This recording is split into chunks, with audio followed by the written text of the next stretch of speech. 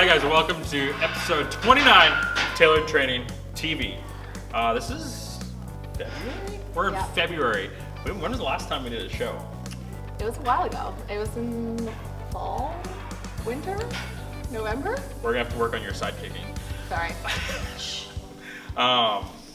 Yeah, it's been a little while, but we're back. And it's February, and it's winter, and it's awesome, and we totally love it. Yay. We love winter, right? I love winter so much. It's so the lying. cold. I do like the winter. I know you do. I don't as much. Let's just kickstart right into stuff. What are we gonna talk about today? Exciting Janine? new changes To what? to our name. Oh, right. That's what we're going to talk about. We'll start first. Yeah. Some of you might have noticed that we no longer call ourselves Tailored Training Fitness Studio. We're now Tailored Training Health Center. We made that switch as of January 1st of this year because we've evolved. We've evolved a lot over the last 10 and a half years. 10 and a half years we've been around. You guys can't see Courtney's clapping behind us. Why did we switch our name to Tailored Training Health Center? It's because there's so much more to your health than simply exercise. That's a huge component of it, but there's so much other stuff that we have to be cognizant of. We have to be thinking about nutrition and mental health and psychology, rehabilitation, movement prevention. Like, there's just so much. And so that's what we focus on here, because we have a whole team. We're not just fitness coaches. We have fitness coaches, we have physiotherapists. We're soon to have a crew of kinesiologists. We've got just so much stuff going on that we take that approach with everything. So we wanted the name to reflect that. And as we grow and go forward a little bit in the next many years to come, we're going to be even shifting more to a full health-centered approach versus just fitness. No, we're still doing fitness. Of course. Because quite frankly, we're the best. Straight up. We're the best at fitness. And we're great at everything else. We're the best at everything. But physio college rules don't let me say that. But that's why. Do you like the change? I do like the change. I think it's going to be awesome. Can't wait for things to come. All right. That's right. That's all. Yeah. Yeah. Change the name. And it's going to be, we've got some cool stuff coming. We'll talk about it on the next episode, I think. We got some super cool stuff coming. That means you don't have to get Botox. True that. What? All right. What's next? We're going to talk about... Everyone's ears in the room are like, what? Next week. Question me. What's next? We're going to talk about how everyone's New Year's resolutions are going. Yeah. How's your New Year's resolution going? Well, I didn't have a New Year's resolution. Why not? Because I don't believe in them. I think you should be doing the same thing. The New Year's all resolutions year. aren't like Santa. You don't like believe in it or not believe in it. Well, I feel like there's always a time to make a change. You don't need a new year to make a change. So if you want to do something, you should just commit to it when you want to and then do it. I totally agree. Right? CKWS came in before New Year's. So if you're not in Kingston, that's our local news station. And they did an interview with us about setting New Year's resolutions and things like that. The funniest part was the person that came and was doing the interview said, hey, can I interview some of your members and see what their New Year's resolutions are? And I said, you can try, but none of our members have New Year's resolutions because they're stupid and they don't last. And I'm betting that most of you watching this that had a New Year's resolution no longer are doing it and probably stopped doing it within 24 hours of setting that resolution. But that's what we always see now. February, this is the time of year we get a huge uptick in people coming and asking us questions, coming to see us.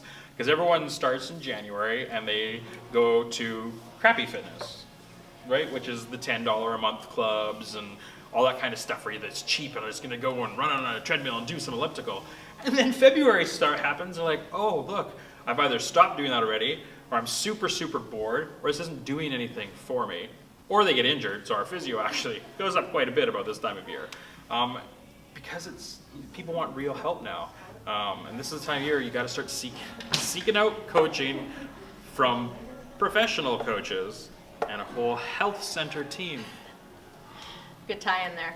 Like that. But listen, if you did set a New Year's resolution and it's not working, and you're not where you want to be, like, this is the part that you don't give up hope. I know it's February and it's miserably cold and snowy and you're not all like me that love it. get help from professional people. And there are lots of great people in the world of health and fitness, not just us. We're the best, but it's not just us. We're laughing behind me.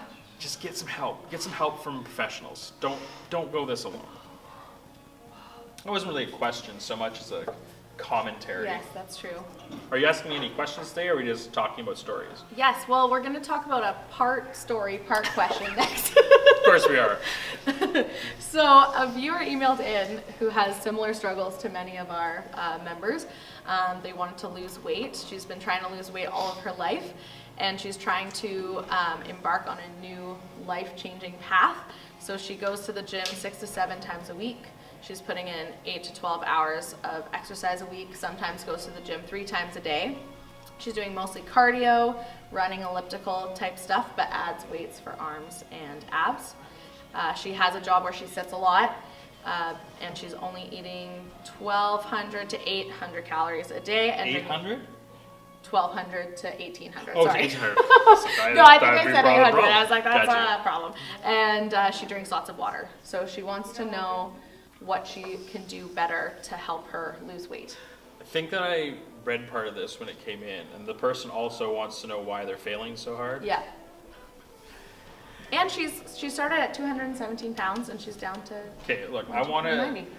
this person, if they're watching this, and anyone else is watching, you're busting your butt, working out, you're doing fitness, you're trying to make some like changes, and you're going to the gym or exercising once, twice, 3 times a day, and you're not getting anywhere, and you've been doing this for a year. First of all, you're not a failure. That is like extraordinary success. The fact that you've dedicated to your health and you've done that much fitness for a year puts you into an elite percentage of the population. Like elite. So you can't feel like that's a failure, because that is so awesome. Like, it's just so awesome what you've done. Where we're gonna go else with that is, okay, first let's talk about weight. If you haven't seen our how to use your scale video, you need to check that out. Stop weighing yourself. Your weight is totally irrelevant to anything. And if you're gonna use weight loss as your goal, I can't help you, we can't help you. If weight loss is all you want, and you think that's gonna make your life better, we can't help you.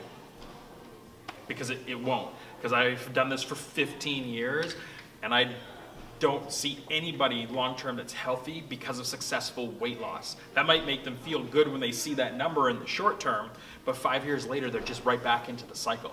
We do not let our members weigh themselves. We smash scales, we hate them. We have I can't tell you how many times in the last 5 years, a member has come in, like, oh, well, I weighed myself and I feel miserable because my weight hasn't changed or it's gone up. But in that time, they've become stronger, they fit smaller clothes, and they're doing 10 times more stuff than they used to do. How is that not success? But the weight hasn't moved. Your weight's irrelevant. There's only one time you need to know your weight, and that's if you have to get medication from a physician. They need to know your weight so they can prescribe the appropriate dosage. Other than that, irrelevant. So this person, I don't want them to be frustrated, because that's a bit if you're training almost every day, this person's too much, for a year, feel fantastic about that and keep that up, because over the next 60 years, that's going to be a huge thing. Now, this person's program seems like she's just doing old school cardio, like running and elliptical. And a tiny bit. This is the part we got to talk about. More is not better. So there's idiot fitness people around that tell you only have to work out for half an hour twice a week. That's all you got to do. There's new idiot fitness people around that say 15 minutes once a week is all you can do. They're just idiots. But there's no other way to say it. They're completely uneducated in basic physiology and human movement. That's the definition of idiocy. So you gotta be careful of that. There's definitely not doing enough, but there is also doing too much if it's the same thing. Your body can be active 2-3 hours a day, every day, no problem, but not of the same repetition. So if you're just running and jogging, Running elliptical, and you're just doing more and more, your body's adapted to it. You're not gonna see changes from that. you got to pull it back and add some diversification in there. But you need more intensity, and you need to add resistance. And by resistance, it doesn't necessarily mean dumbbells and barbells and weight training. There's lots of ways to add resistance. Instead of just standing there doing squats, jump off the ground. Jumps, like just little jump. That's resistance. You're adding resistance to it. So you just have to do a little bit more intensity, add a little bit more resistance. And for those of you that are dead set stuck on the weight aspect of things, nutrition, nutrition, nutrition. If you are not eating properly, your body fat will never change. It doesn't matter what exercise you do, it'll be completely irrelevant. If you watch any of our past episodes or anything that we put out, intermittent fasting. Check out that ebook. What's there? It will be there in the final video. Yes. Yeah, but in other words, like that person's they got to feel good about themselves, because that's fantastic. Yes, that's awesome. What else is out there? Anything else? Are we talking about more stuff today? We're gonna talk about. How long has this video been going on for now? We're just at 5.5 minutes. To go? Oh, we only have time for one more topic. Okay, one more. We can do that. Okay, Sure. so You pick a good one. why shouldn't you wait to get injured to see a physio? Oh yeah. So look, we have a really weird misconception of what physiotherapy is. We think of physiotherapists as rehabilitation. I get hurt, now I go see a physiotherapist.